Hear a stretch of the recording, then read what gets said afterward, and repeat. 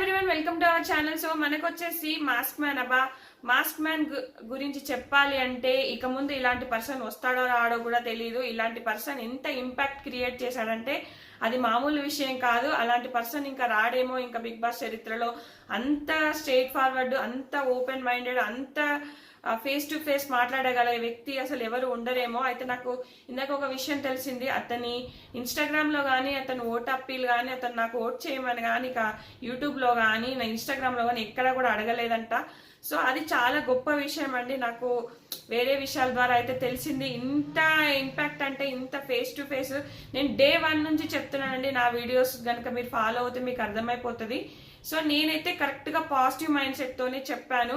కానీ ఎవరు first day వైఫ్ని కొడతా అనగానే చాలా మంది నెగటివ్గా రియాక్ట్ అయ్యారు. బట్ నేను అతనిలో ఉన్న నిజాయితీని చూశాను. అది ఎవరు కూడా ఇప్పటి వరకు చూసి ఇప్పుడిప్పుడు వీడియోస్ చేసిన తప్ప అంతకుముందు అయితే చేయలేదండి. ఇది ఫ్రెండ్స్, ఈ వీడియో నచ్చితే కనుక లైక్ చేయండి, షేర్ చేయండి.